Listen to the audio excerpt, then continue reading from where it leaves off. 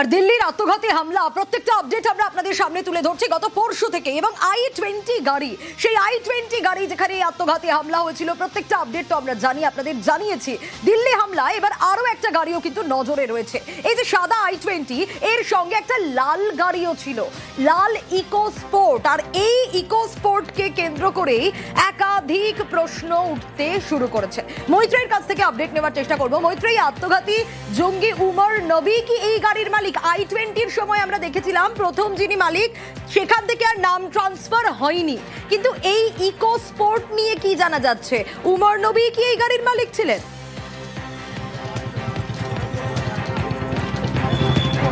দেখো, এখনো পর্যন্ত যে তথ্য পুলিশের হাতে এসেছে তাতে এই গাড়ির নাম্বার DL10CK0458 এবং এই গাড়ির মালিকের নাম হিসেবে কিন্তু কোনো এক জনৈক উমর উন নবীর নাম উল্লেখ করা রয়েছে।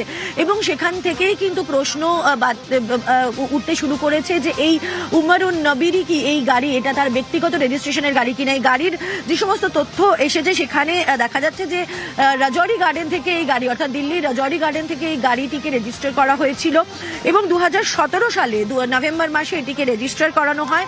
7 বছরের পুরনো গাড়ি এবং এই মুহূর্তে যেটা দিল্লি পুলিশের তরফ থেকে জানানো হয়েছে এবং তদন্তকারী টিম, অন্ততপক্ষে 5টি টিমকে অ্যালার্ট করা হয়েছে এই গাড়িটিকে লোকেট করার জন্য, এবং একই সঙ্গে হরিয়ানা এবং ইউপি পুলিশকেও অ্যালার্ট করা হয়েছে এই গাড়ির নাম্বার এবং এই গাড়ির ছবি সহ।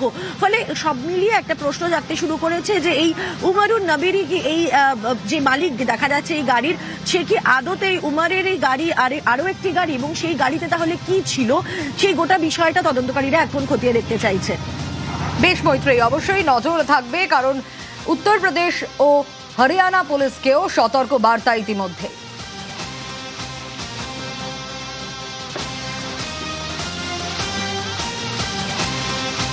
আর দিল্লি বিস্ফোরণে আরো ফরিদাবাদ যোগ। কেন এই কথা বলছি তার কারণ, ফরিদাবাদের আল ফালাহ বিশ্ববিদ্যালয়ে উমরের গাড়ি, আত্মঘাতী জঙ্গি উমর নবীর যে i20 গাড়ি, সেটা বিশ্ববিদ্যালয়ে ছিল।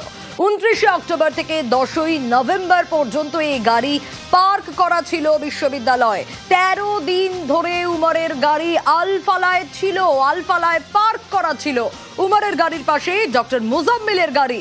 দিল্লি বিস্ফোরণের দিন ফরিদাবাদে গ্রেপ্তার হয় মুজাম্মিল, আর গত 10ই নভেম্বর গাড়ি বিস্ফোরণ হয় দিল্লিতে। বিস্ফোরণের দিন ফরিদাবাদ থেকেই উদ্ধার হয়েছিল বিস্ফোরক, এবং সেই বিস্ফোরক প্রচুর পরিমাণ 360 কেজি বিস্ফোরক উদ্ধার হয়েছিল, আর বিস্ফোরক সহ উদ্ধার অ্যাসল্ট রাইফেলও।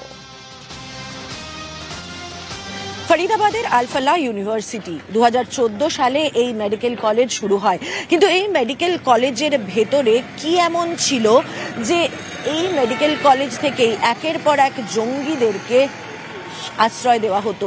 আদিল, মুজাম্মিল, শাহিন এবং তারপর শেষ পর্যন্ত উমর, এরা 4 জনই এই মেডিকেল কলেজের সঙ্গে যুক্ত ছিল। শুধু তাই নয়, তার সঙ্গে আরো 3 জন অন্তত গ্রেপ্তার করা হয়েছে এই মেডিকেল কলেজ থেকেই, যাদের সরাসরি এই ফরিদাবাদ মডিউলের সঙ্গে যোগ পেয়েছেন তদন্তকারীরা।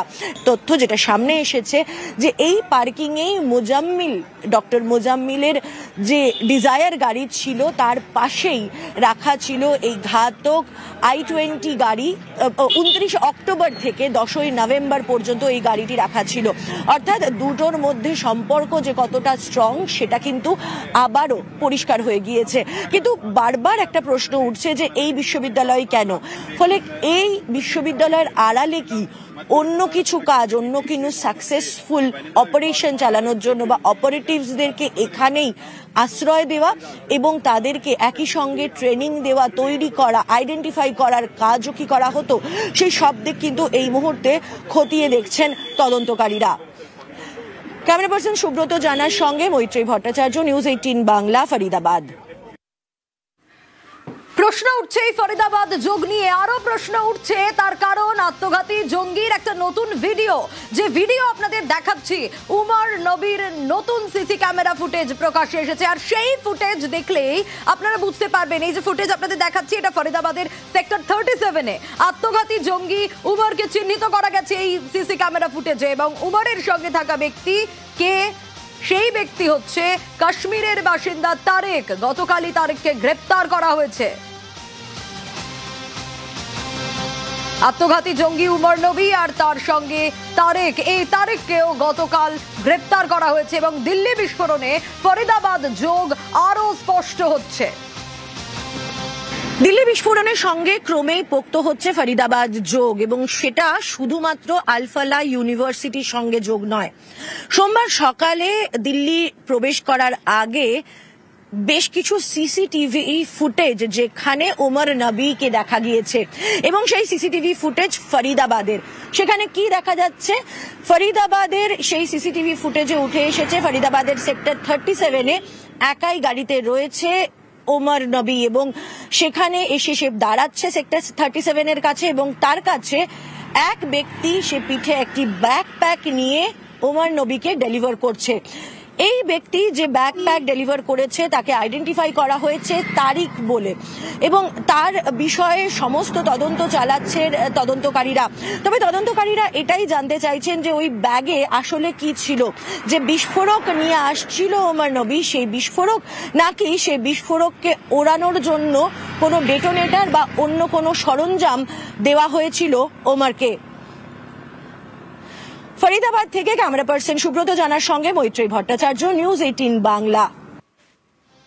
গত পরশু সন্ধেবেলা লালকেল্লার সামনে i20 গাড়িতে বিস্ফোরণের ঘটনা ঘটলো, কিন্তু এই বিস্ফোরণের আগে দিল্লির একাধিক জায়গায় এই i20 গাড়ি ঘোরাঘুরি করেছে। ছবি দেখালেই বুঝতে পারবেন, একের পর এক সেই ছবিগুলো দেখাই একেবারে টাইম ধরে ধরে। সোমবার দুপুর 2:30 ঠিক সেই সময় দিল্লির কনট প্লেসের কাছে এই i20 গাড়ি, সকাল 8:10 তখনও সকাল 8:10-এও কিন্তু এই গাড়ি ঘোরাঘুরি করেছে কনট প্লেসে ঠিক দুপুর 2:30-এর সময়। তারপর উমর নবীর i20 গাড়ি কোথায় দেখা যায়? ময়ূর বিহারেও দেখা যায় উমর নবীর গাড়ি, সেখানেও চিহ্নিত হয়, এবং সকাল থেকেই কিন্তু একাধিক জায়গায় দেখা গেছে এই i20 গাড়িকেই, যে গাড়িতে আত্মঘাতী বিস্ফোরণ ঘটে। আর লালকেল্লার কাছেই জঙ্গি হামলা, i20 গাড়িতে আত্মঘাতী বিস্ফোরণের ঘটনা বলছিলাম, এবং যে ছবি দেখাচ্ছিলাম এই গাড়িতেই বারবার হাত বদল হয়েছে, এবং তারপর এট লাস্ট উমর নবীর কাছে এসে পৌঁছয় এই গাড়ি, এবং সোমবার বদরপুর বর্ডার হয়ে গাড়িটি ওল্ড দিল্লিতে ঢোকে। তারপর লালকেল্লার কাছে ট্রাফিক সিগন্যালে সেই ভয়াবহ আত্মঘাতী বিস্ফোরণ।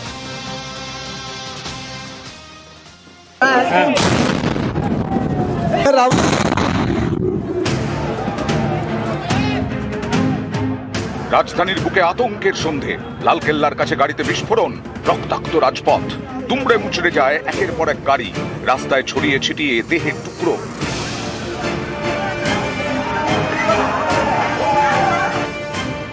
এই সেই গাড়ি হুন্ডাই i20, এতে আত্মঘাতী বিস্ফোরণ যা প্রাণ কাড়ল বহু মানুষের।